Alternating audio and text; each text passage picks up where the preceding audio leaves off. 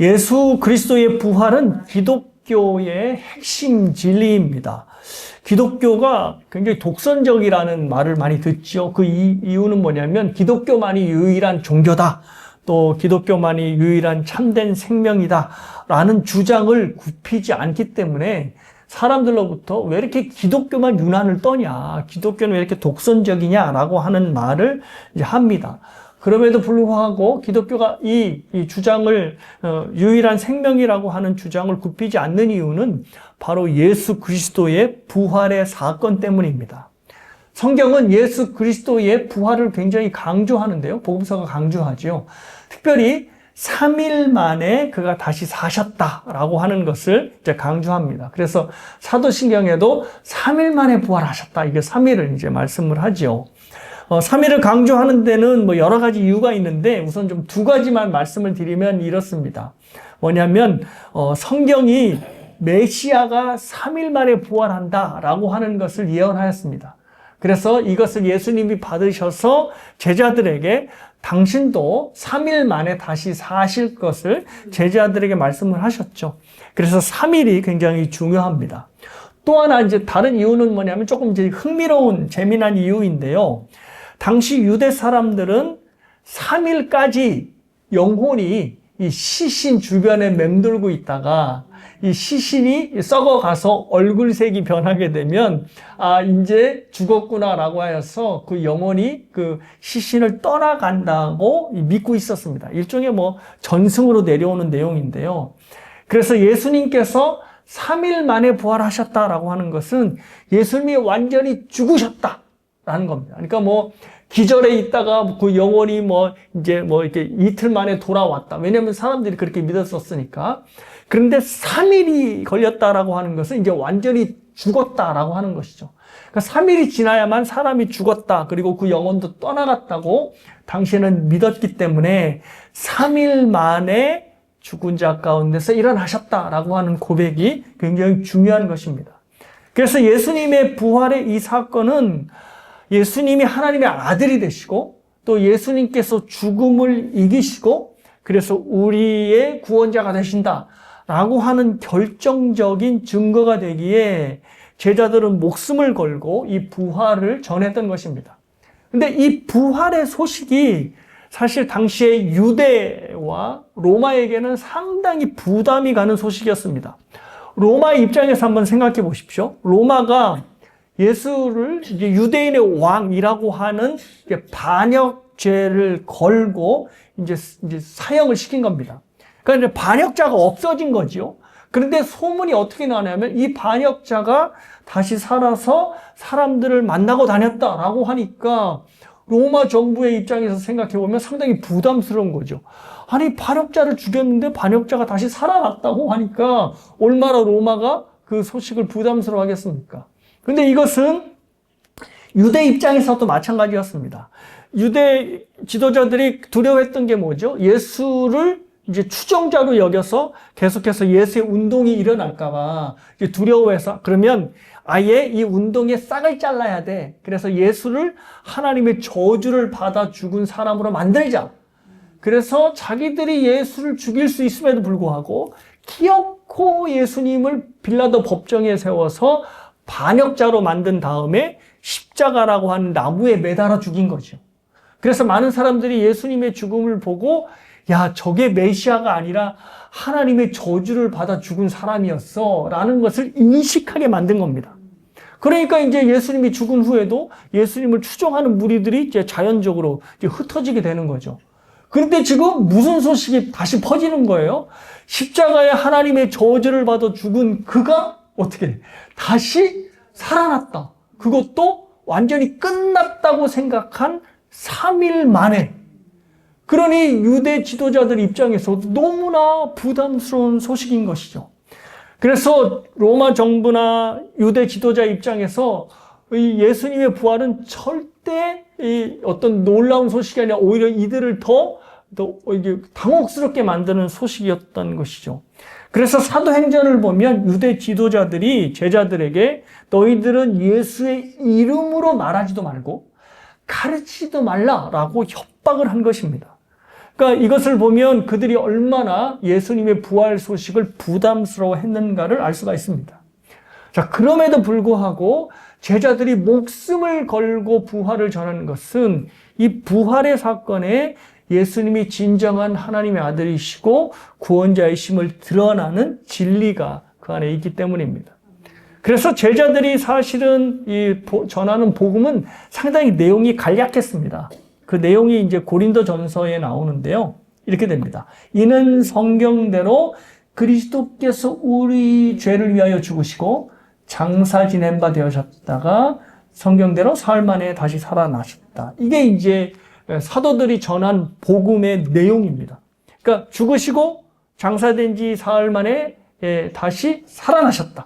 이게 이 간략한 이 문장이 이 사도들이 전한 복음의 내용의 전부였던 것이죠. 이 내용에서 부활했다라고 하는 내용이 빠지면 절대 복음이 될 수 없습니다. 그냥 예수님이 태어나시고 예수님이 이렇게 죽으셨다라고 하면 그냥 한 인간이 죽고 만 것이죠. 그런데 여기에서 죽음을 이기시고 그 예수가 부활하셨다라고 하는 것은 자신의 하나님의 아들이심을 증명했다는 것이고 또 유일한 구원자가 되심을 나타내셨다는 것입니다. 그러니 부활의 소식이 빠지면 사실 아무것도 아닌 겁니다. 그러니까 이 사도들이 끝까지 핍박과 좀 처절한 죽음에도 불구하고 부활을 전했던 것입니다. 자, 그런데 여기서 이제 우리가 이제 알아야 될 것이 뭐냐면 예수님의 부활이 이렇게 예수님이 하나님의 아들이시고 예수님이 우리의 구원자가 되신다는 사실에서만 그치면 사실 그것은 예수님에 관련된 사건으로만 끝나는 것이지 우리에 관련된 사건으로 연결되지는 않습니다. 그러니까 이것이 예수님의 부활 사건이 물론 예수님의 사건이지만 이 사건이 우리에게까지 연결이 되어야 합니다. 그래서 사실 부활이 예수님이 사람이었는데 하나님의 아들이었어. 뭘 보면 알 수 있냐면 부활을 보면 알 수 있어.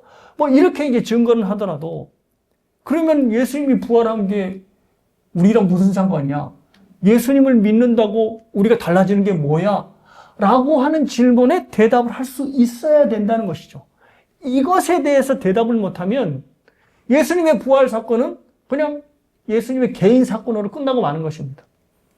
그래서 하이델베르그 교리문답 45번이 이거를 물어요. 뭐냐면 예수님의 부활이 우리에게 주는 유익이 무엇인가를 묻는 겁니다. 그러니까 이것을 조금 이제 노골적으로 말하면 예수님이 죽은 거랑 나랑 무슨 상관이야? 라는 것을 묻는 겁니다.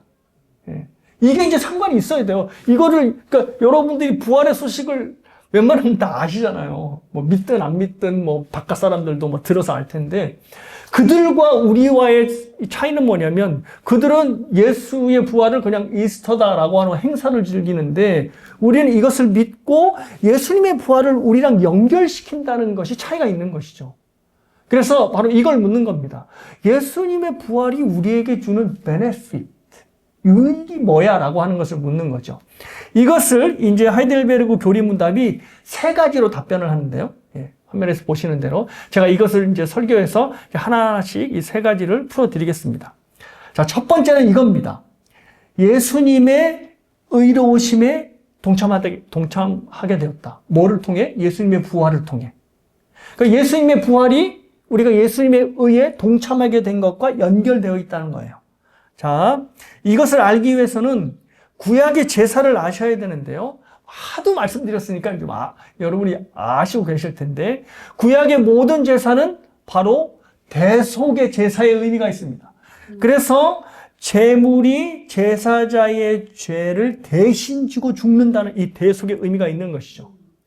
자, 그래서 제사는 항상 제사를 집행하기에 앞서 이 의식을 행하는데 바로 화면에서 보는 이 의식입니다. 뭐냐면 제사를 드리는 제사나 또 제사자를 드리는 이 대신해서 드리는 제사장이나 모두 제물의 머리 위에 저렇게 손을 얹어서 안수를 하는 것입니다. 왜 저것을 하죠? 안수를 하는 것에는 두 가지의 의미가 있습니다. 첫 번째는 안수를 함으로 제사자와 제물이 하나가 됐다라는 겁니다. 여기서 이제 안수라고 하는 히브리어가 사메크라고 하는 단어인데 원뜻이 재밌습니다. 기대다, 무게를 실다라고 하는 겁니다. 그러니까 저렇게 안수를 함으로 제사자가 제물에게 온전히 실려지는 겁니다. 옮겨지는 것이죠. 그래서 제물과 제사자가 온전한 하나가 되는 겁니다. 그러니까 어떻게 될까요? 제물의 생명이 곧 제사자의 생명이 되는 것이죠. 뭘 통해서? 저렇게 안수를 함으로. 또 두 번째의 의미가 있는데요. 어떤 의미냐면 죄의 전가에 대한 의미가 있습니다. 안수를 통해서 제사자가 자신의 죄를 저렇게 제물 위에 안수하게 되면 저 행위를 통해서 제사자의 죄가 저 제물에게 그대로 전가되는 것이죠. 자, 그 내용이 바로 레위기에 나오는데요. 레위기 제가 읽어드릴게요. 아론은 그의 두 손으로 살아있는 염소의 머리에 안수하여 이스라엘 자손의 모든 불의와 그 범한 모든 죄를 아뢰고 그 죄를 염소의 머리에 두어 미리 정한 사람에게 맡겨 광야로 보낼지니 염소가 그들의 모든 불의를 지고 접근하기 어려운 땅에 이르거든 그는 그 염소를 광야에 놓을지니라. 자, 안수를 통해서 백성들의 모든 죄가 제사장을 통하여 누구에게 가는 거예요? 제물인 염소에게 가는 겁니다. 그래서 저 말씀 그대로 염소가 백성들의 모든 불의를 짊어지고 광야로 나가서 죽임을 당하는 것이죠. 그래서 염소가 죽는 것은 그냥 염소가 죽는 게 아니라 이 백성들의 죄가 함께 죽게 되는 것이고, 그래서 백성들의 죄가 그때 용서가 된다는 것입니다. 그래서 구약에 있어서 유일하게 죄를 해결할 수 있는 방법은 바로 제사였고, 저 제사를 통하여 죄가 해결돼서 죄가 전가가 됐으니까요. 제사의 제물이 죽어짐으로 자신의 죄가 죽고, 그래서 하나님 앞에 이제 백성들은 예배자로 나올 수 있었던 겁니다. 자, 그런데 이제 말씀드린 대로 이 제사가 완전하지 않았다는 거죠. 왜냐하면 사람이 죄를 짓는데 뭐가 죽는 거예요? 동물이 죽으니까. 사람의 생명과 동물의 생명이 같을 수는 없잖아요. 그러니까 제사가 좀 부족한 제사입니다. 그래서 한 번에 드리는 제사로 끝내지 못하고 계속해서 수많은 제사를 드려야 했던 겁니다. 왜? 제사가 완전히 온전한 대속을 하지 못하기 때문에. 자, 그래서 히브리서가 제사의 한계를 이렇게 설명을 해요. 어떻게 설명하냐면, 해마다 늘 드리는 같은 제사로는 나오는 자들을, 즉 백성들과 제사자겠죠. 나오는 자들을 언제나 온전하게 할 수 없느니라. 그렇지 아니하면, 만약에 제사가 온전한 거였다면 섬기는 자들이 단번에 정결하게 되어 다시는 죄를 깨닫는 일이 없으리니 어찌 제사 드리는 일을 그치지 아니하였으리요. 그러나 이 제사들에는 해마다 죄를 기억하게 하는 것이 있나니 이는 황소와 염소의 피가 능히 죄를 없이 하지 못함이라. 아무리 염소와 황소의 피를 하나님께 드려고 제사를 반복해도 이게 부족한 제사라는 거예요. 온전히 죄를 씻을 만큼의 대속의 역할을 하지 못한다는 거죠. 그래서 온전하게 할 수 없다라고 하는 평가를 내리는 겁니다. 자, 그런데 이것은 어디까지나 누구의 이제 모형이었죠? 오실 예수님이 드릴 제사의 모형. 그러니까 예수님이 드리는 제사는 다릅니다. 예수님께서 자기 자신이 제물이 되어서 하나님께 제사를 딱 드립니다. 자, 단번에. 그래서 이 제사가 완벽하여서 히브리서에는 단번에 드린 제사. 그래서 우리가 더 이상 제사를 드리지 않게 되는 것이죠. 자, 그런데 여기서 이제 놀라운 것이 뭐냐면 동물의 제사 때는 없는 게 예수님의 제사 때는 있어요. 그게 뭐냐면 동물의 제사 때는 아까 안수함으로 나의 뭐가 동물에게 전가된다 그랬죠? 죄. 예수님께도 마찬가지입니다. 예수님께도 비록 우리가 안수를 하지 않지만 예수님을 믿음으로 우리의 죄가 누구한테 가요? 예수님께 가요. 근데 동물의 제사 때는 동물에게서부터 제사자에게 가는 게 없었어요.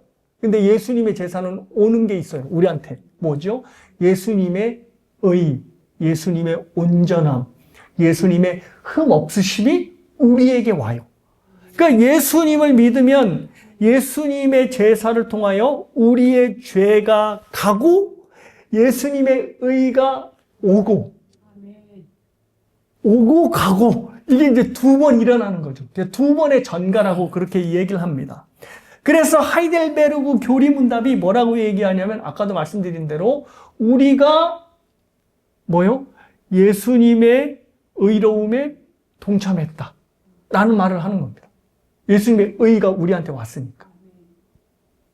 목사님, 그러면 예수님의 의가 우리에게 왔다는 것을 어떻게 알 수 있어요? 뭐 이렇게 보여지는 증거 같은 게 있나요? 있어요. 뭐냐면, 이게 중요한 겁니다.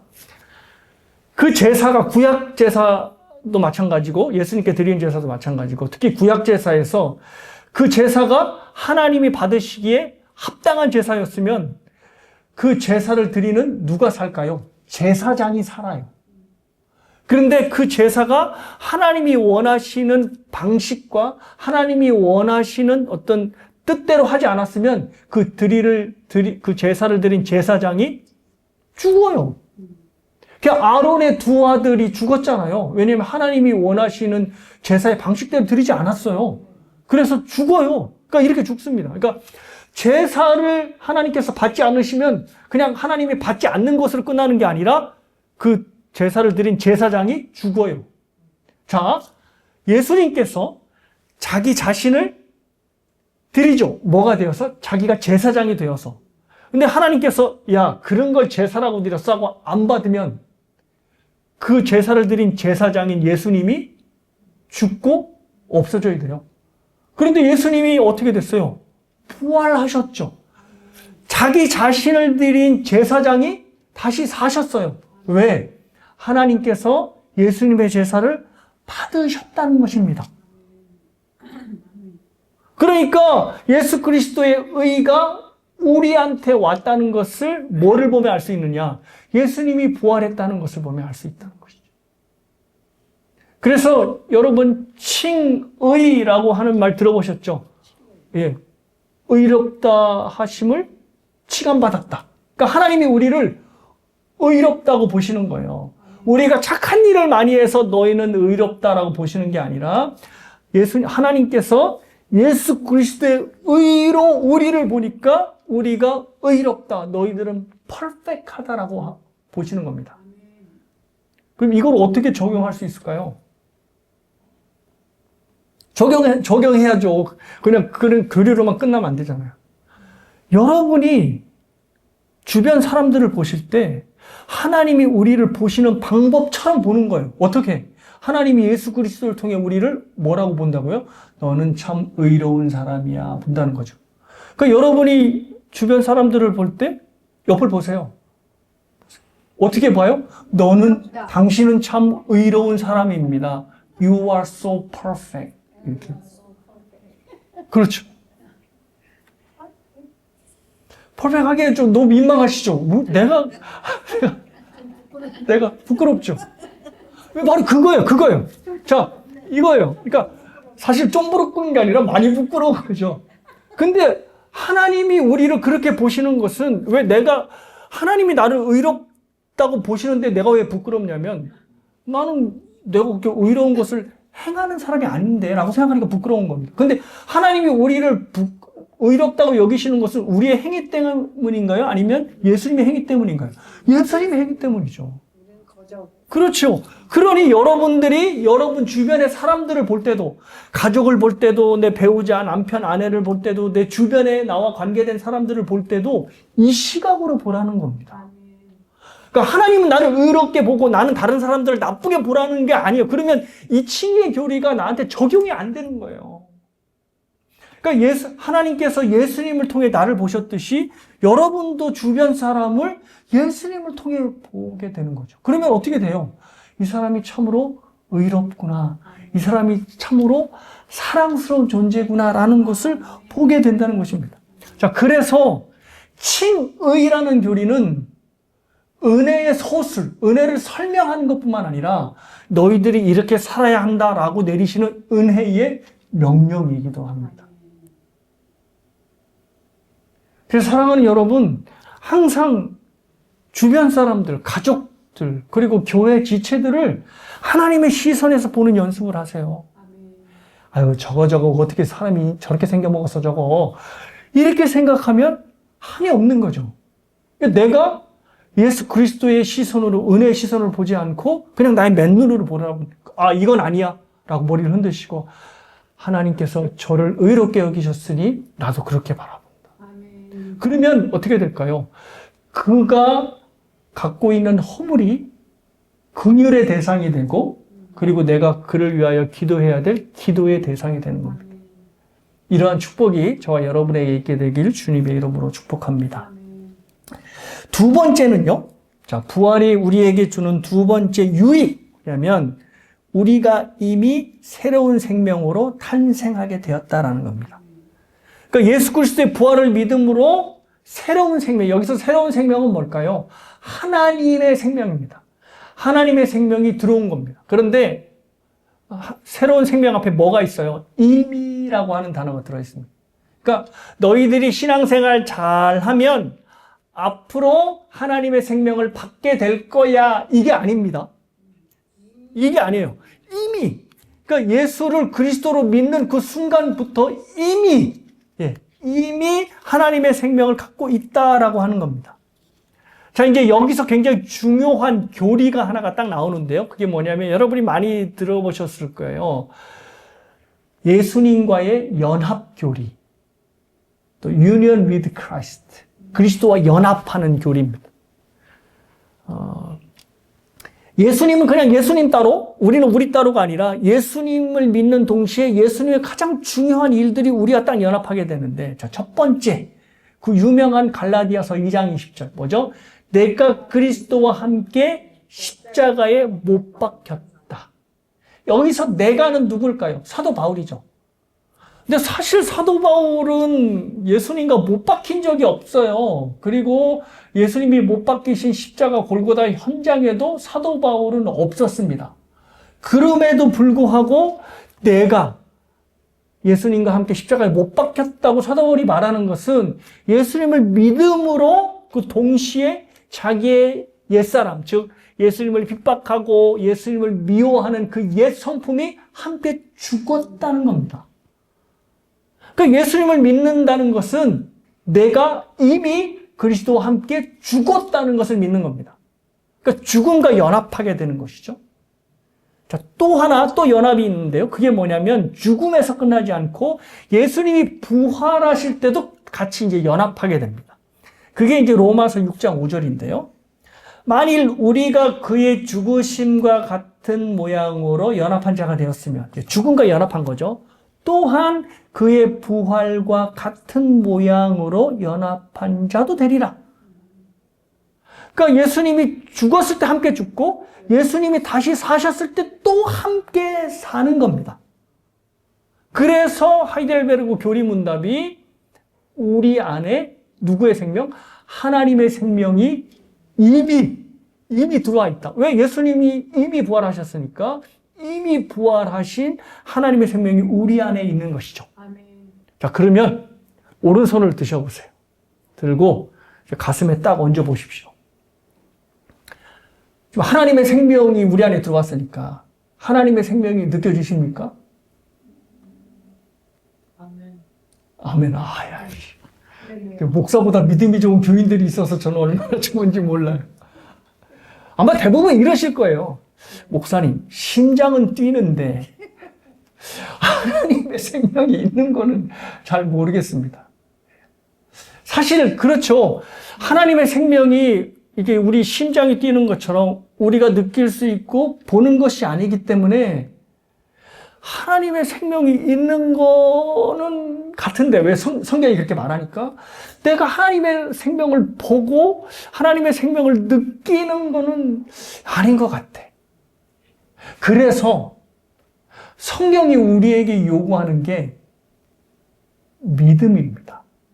히브리서가 믿음을 뭐라고 정의하냐면 이렇게 정의합니다. 뭐냐면 믿음은 바라는 것들의 실상, 보이지 않는 것들의 증거. 즉 믿음은 간단하게 얘기하면 보이지 않는 것들을 보이게 하고 느끼지 못한 것들을 느끼게 한다는 겁니다. 만약에 하나님의 생명이 우리의 감각으로 만약에 느끼거나 볼 수 있는 거라면 하나님께서 우리에게 이렇게 요구하셨을 거예요. 너희들은 열심히 수행을 하여서 너희들의 감각을 높여라. 그러면 하나님의 생명을 느낄 수 있을 거야 라고 말씀하셨을 테지만 하나님이 우리에게 요구하신 것은 감각이 아니라 뭐예요? 믿음인 거죠. 믿음. 그러니까 믿음이 자라고 믿음이 높아지면 결국 내 안에 있는 하나님의 생명을 볼 수 있게 되고 만질 수 있게 된다는 것입니다. 그래서 믿음이 높아지려면, 좋아지려면 어떻게 돼요? 믿음의 굉장히 중요한 두 가지 수단, 세 가지 수단인데 원래 우리가 너무너무 일상생활에서 지금 하고 있는 거, 기도, 그리고 말씀, 그리고 성례, 세 개. 그러니까 말씀을 읽을 때 내 믿음이 자라는 것이죠. 이게 긴가민가 됐던 것이 점점점 뚜렷한 실체로 히브리서가 얘기하는 것처럼 이 바라는 것, 보이지 않는 것들이 보이는 실상이 되는 것이고 또 보이지 않는 것들이 어떻게 증거로 만져지는 증거가 되는 겁니다. 뭐가? 믿음이. 그래서 신자들을 뭐라고 얘기하냐면 믿음으로 이기는 자들. 믿음이 이기네, 그죠? 믿음이 이기게 한다는 거예요. 수많은 세상의 어려움들과 아픔들을 만나도 내 안에 믿음이 있으면 뭐를 봐요? 내 안에 하나님의 생명이 있다는 것을 보게 되니까 모든 어려움들을 하나님의 생명으로 이기게 된다는 것입니다. 하나님의 생명으로 여러분의 모든 어려움들, 고통들을 이겨나가시는 여러분 모두가 되시기를 주님의 이름으로 축복합니다. 자, 마지막, 이제 세 번째 유리. 자, 뭐냐면, 우리 부활에 대한 확실한 보증입니다. 그러니까 예수님이 부활하심으로, 예수님은 부활하셨어, 뭐. 이렇게 끝나는 것이 아니라, 예수님이 부활하신 걸 보니 내가 부활하겠구나 라는 것을 확실히 알게 된다는 것이죠. 그래서 보증이라는 말을 사용합니다. 자, 그래서 예수님을 보면 우리가 어떻게 부활하게 될지, 우리의 부활의 몸은 어떨지 연상할 수 있게 됩니다. 먼저 예수님도 마찬가지예요. 예수님께서 죽으시고 나서 그 영혼은 곧바로 하늘에 가셨습니다. 예, 그렇죠. 하늘에 가셔서 이제 천상이 되셨던 것이죠. 그리고 나서 3일 후에 부활하실 때는 그 영혼이 누구랑 만난 거예요? 자신의 육체랑 다시 만나게 된 거죠. 그러니까 우리도 마찬가지입니다. 우리도 죽으면 죽자마자 그 영혼이 누구의 품에 안겨요? 하나님의 품에 안기는 겁니다. 그래서 이미 우리가 비록 시신을 두고 입간도 하고 하간도 하지만 이미 그 영혼은, 그 고인의 영혼은 하늘에 가 있는 거예요. 천국에 가 있는 거예요. 자, 그런데 그날이 되면, 예수님이 재림하시는 그날이 되면 어떻게 해요? 우리의 육신이 다시 부활해서 하나님 품에 있는 영혼과 만나게 되는 것이죠. 그런데 그때 그 몸은 우리가 이 땅에서 경험한 몸하고는 전혀 달라요. 그래서 예수님이 부활한 몸을 보면 알 수 있죠. 예수님께서 분명히 이전에 몸이긴 몸이세요. 그래가지고 제자들과 함께 그 몸으로 식사하셨던 것처럼 부활 후에도 식사하시고, 심지어는 십자가에서 입으셨던 상처까지도 이렇게 보여주시는 거죠. 그러니까 부활 이전의 육체예요. 그런데 부활 이전의 육체와 똑같다고는 또 볼 수 없어요. 왜냐하면 여러분 아시죠? 제자들이 두려워서 마가의 다락방을 다 걸어 잠그고 있는데 그 잠근 상태에서 예수님께서 저 오셨어요. 똑같은 육체를 갖고 계신데. 그리고 또 너희들은 갈릴리로 가라 하실 때 또 갈릴리로 순식간에 나타나셨어요. 그리고 또 흥미로운 것은 예수님께서 부활하셔서 마리아에게도 보이시고 엠마오로 가는 두 제자에게도 보이셨는데, 부활하셔서 딱 보이자마자 이들이 한 번에 알아봤습니까? 못 알아봤습니까? 못 알아봤어요. 그렇게 사랑했던 예수님을 한 번에 딱 보고 알아봐야 되는데 못 알아봤어요. 왜? 부활의 몸이 그만큼 이전과 달라져 있었다는 것입니다. 그래서 저와 여러분도 부활하게 되면 지금과는 전혀 다른 육체를 가지고 살게 되는 겁니다. 이게 중요한 것이죠. 이게 사실 우리가 육체를 지니고 사니까 몸이 아프면 아무리 믿음이 좋은 사람이라도 영향을 받게 될 수밖에 없겠죠. 그러니까 아무리 뭐 기도하고 말씀을 읽다가도 저는 이제 편두통이 자주 오는 사람이거든요. 근데 편두통이 한번 딱 되면 좀 속된 말로 기도고 나발이고 필요 없다. 이렇게 되는. 집중할 수 없고 그냥 짜증만 나는 거예요. 머리가 계속 아프니까. 그럼 어떻게 해요? 기도하고 말씀 읽기를 내려놓고 두통약 먹고 자는 수밖에 없겠죠. 그러니까 우리가 연약한 육체를 갖고 있는 한 우리의 영혼이 항상 거기에 영향을 받을 수밖에 없어요. 제가 양로병원에 가면 자주 읽어드리는 말씀이 있어요. 그게 바로 이 말씀입니다. 그러므로 우리가 낙심하지 아니하노니 겉사람은 후패하나 우리의 속은 날로 새롭도다. 이거 제가 이제 양로병원의 어르신들에게 자주 전하는 말씀인데, 여기서 후패하다로 번역한 헬라어가 디아프레이 레타이라고 하는 단어예요. 근데 이 단어가 뭐냐면 점점 부서지다, 점점 썩어지다라고 하는 뜻이에요. 그러니까 우리의 몸이 후패된다는 내용은 뭐냐면 우리가 시간이 지날수록 계속해서 몸이 부서지고 썩어지고 있다는 거예요. 근데 뭐 여기에 이제 뭐 마음 뺏기지 말고 낙심하지 말아라. 오히려 너의 속사람, 너의 영혼은 새로워진다. 그래서 제가 이제 양로병원에 계신 분들한테 위로를 전하지만 사실 이 말씀을 전할 때마다 제가 좀 죄송스러워요. 왜냐하면 몸이 힘들다는 게 얼마나 어려운 일이라는 것을 저도 알기 때문에. 그러니까 침대에조차 제대로 몸을 가누지도 못하는 그 어르신들의 몸이 얼마나 힘들겠어요. 그러니 모든 것이 다 귀찮고 모든 것이 다 소용이 없게 느껴지는 것이죠. 예. 그럼에도 불구하고 뭐라고 희망을 주는 거예요. 속사람은 더욱더 새로워진다. 그리고 더 나아가 권사님 아니면 뭐 장로님 지금 갖고 계신 그 힘든 몸이 그냥 영원히 유지되는 것이 아니라 부활의 몸을 입으면 이제 새롭게 될 것입니다. 완전히 달라질 것입니다. 라고 하면서 부활의 소망으로 그들을 일으키는 것이죠.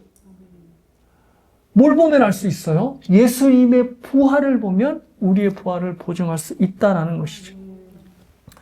오늘 우리가 이제 뭐 예배 이제 시간에 설교 본문으로 이제 고린도전서 15장을 읽었잖아요. 근데 이 본문은 사실 제가 하관 예배 때에 전하는 설교 본문입니다.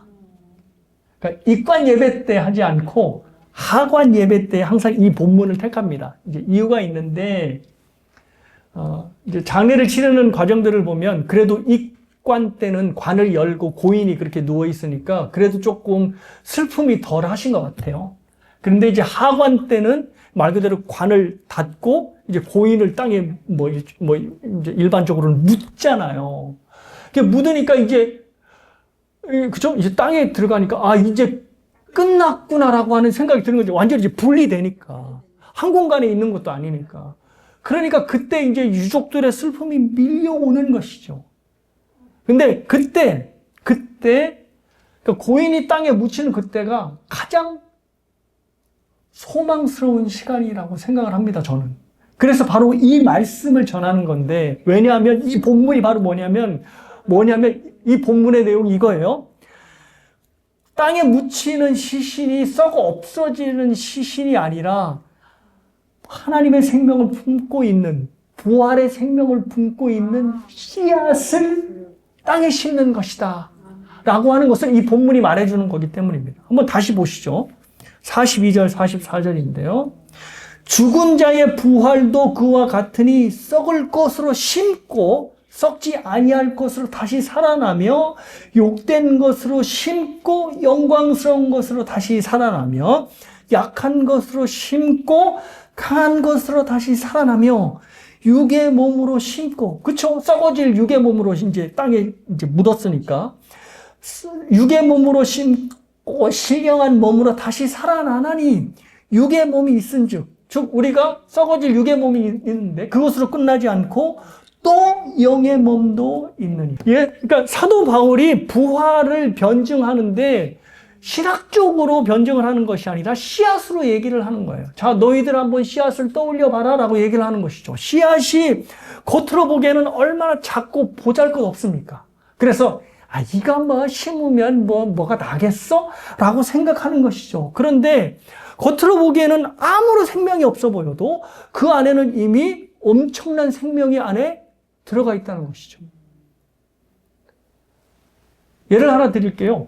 서진이가 굉장히 어렸을 때 겪었던 일입니다. 서진이가 아보가드를 이렇게 까먹더니 한 3살인가 됐을 때 같아요. 아보가드를 맛있게 먹고 있다가 갑자기 물끄러미 아보가도 씨앗을 보는 겁니다.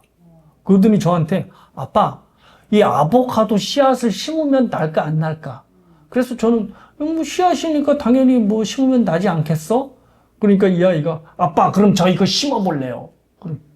그 순간 제가 속으로 귀찮게 생겼다. 또 나를 들들 볶겠구나. 그래서 제가 아예 딱 이제 제안을 뒀습니다. 그래, 아빠가 땅 파주는 것만 해줄게. 그래서 네가 심고 네가 매일 물 주는 거는 네가 해라. 아빠 귀찮게 하면 안 돼. 그래가지고 제가 땅을 파준 다음에 이 서진이가 이제 아보가도 씨앗을 심었죠. 자, 그래서 저는 완전히 잊고 있었습니다. 그런데 한 2달이 지난 것 같아요. 2달, 석 달 된 것 같아요. 갑자기 아래층에서 아빠! 하면서 난리가 났어요. 그래서 난 또 뭐 다친 줄 알고 막 헐레벌떡 내려갔더니 아빠 여기서 싹이 났어요. 그러는 거예요. 보니까 정말로 싹이 난 거예요. 그래서 뭐 사실 그때 서진이가 놀랐지만 사실 그때 제가 더 놀랐어요.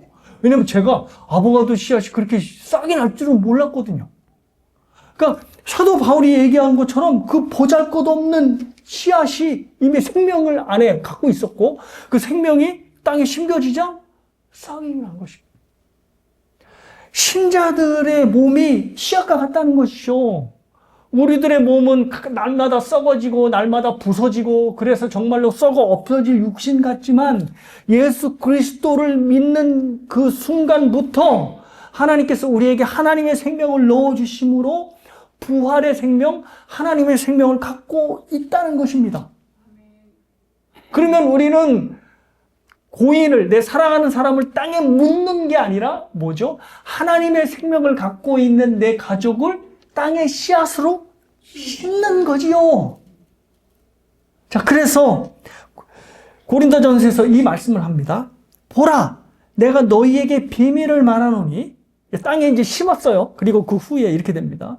우리가 다 잠잘 것이 아니요 마지막 나팔의 순식간에 호련히 다 변화되리니 나팔 소리가 나매 죽은 자들이 썩지 아니할 것으로 다시 살아나고 우리도 변화되리라. 이 썩을 것이, 그쵸? 육체가 썩었으니까 반드시 썩지 아니할 것을 입겠고 이 죽을 것이 죽지 아니함을 입으리로다. 이 썩을 것이 썩지 아니함을 입고 이 죽을 것이 죽지 아니함을 입을 때에는 사망을 삼키고 이기리라 기록된 말씀이 이루어지리라. 아멘이죠. 그래서 사도 바울이 왜 부활을 씨앗으로 말했는지를 이해가 되는 겁니다.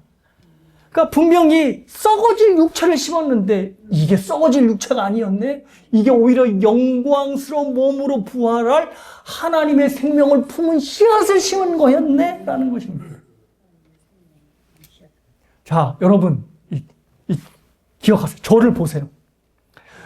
여러분 가운데서는 사랑하는 사람을 이미 떠나보내신 분들이 있습니다. 그리고 뭐 그게 꼭 배우자뿐만 아니더라도 내 부모를, 자식은 뭐 그게 순리상이라면 먼저 보내야 되는 것이죠. 그리고 심지어는 뭐 내 자녀들까지 먼저 보낼 분들도 계시고 심지어는 내가 사랑하는 선후배들도 먼저 보내는 때가 분명히 있습니다. 그런데 기억하십시오. 그 사람이 하나님을 믿는, 예수 그리스도의 부활을 믿는 성도라면 땅에 묻어서 썩어질 그냥 보잘것없는 육신을 땅에 묻은 것이 아니라 뭐를 했다고요? 하나님의 생명을 품은 씨앗을 심은 거라는 겁니다. 씨앗을 심은 사람은 항상 그 씨앗에 대한 뭐를 갖고 있어요? 소망을 갖고 있어요. 기대를 갖고 있어요.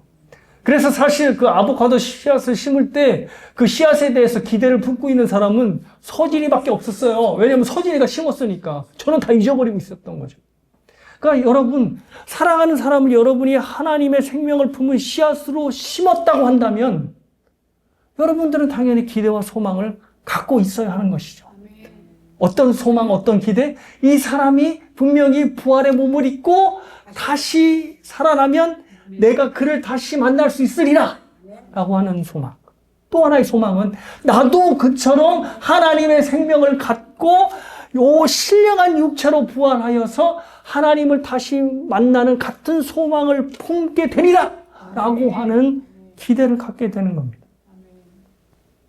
그래서 이러한 부활의 소망, 하나님의 생명을 갖고 있는 자는 전혀 다른 차원의 삶을 살 수밖에 없죠. 왜? 그냥 육신의 삶으로 질질질 끌려가는, 그래서 괴로워 죽겠다. 그냥 빨리 죽어버리고 말았습니다. 이게 아니라 내가 하나님의 생명을 품고 있는 이상 하나님이 나를 이 세상에 살려두시는 것이니 내가 이 땅에서 해야 될 소명을 그게 뭔지는 모르겠지만 끝까지 다하고 하나님 앞에 간다. 라고 하는 생각으로 살아가는 거겠죠. 그래서 사도 바울이 부활을 고린도 교인들에게 변증하면서 마무리를 이렇게 해요. 뭐냐면, 그러므로 내 사랑하는 형제들아, 견실하며 흔들리지 말고 항상 주의 일에 더욱 힘쓰는 자들이 되라. 그러니까 이는 너희 수고가 주 안에서 헛되지 않은 줄 아니라.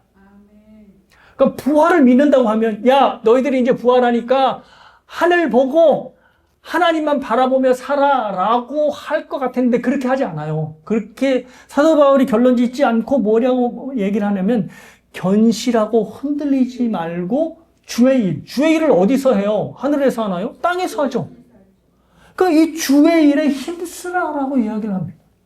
하늘만 쳐다보고 하늘만 바라보며 소망하며 살아라 이렇게 말하지 않고 너희가 흔들리지 말고 견실하여 주의 일에 힘쓰라. 너희들의 수고가 결코 헛되지 않을 것이다 라고 얘기하는 것입니다.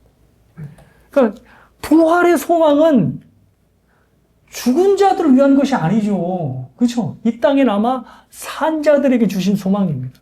그러니 그 소망을 가지고 이 땅을 담대하게 살아내거라 라고 우리에게 부탁을 하는 것입니다. 사랑하는 여러분, 부활의 생명이 누구에게 있어요? 저와 여러분에게 이미 있으니 남은 세계 하나님의 생명 붙들고, 사실은 여러분에게 벌써 제가 하관 예배 설교를 한 거예요. 제가 하관 예배 때는 다른 거 설교 안 해요. 항상 이거 가지고 설교를 해요. 그걸 사실 하관 예배 때는 우리가 못 듣잖아요. 고인이 되는데 무슨 수로 들어요. 그러니까 제가 여러분들에게 이 말씀을 한 것은 이걸 가지고 살아가라는 겁니다. 그래서 사도 바울의 말씀처럼 흔들리지 말고 견실하여 결국 주 안에서 우리의 모든 수고가 헛되지 않은 줄을 경험하시는 여러분 모두가 되시길 주님의 이름으로 축복합니다.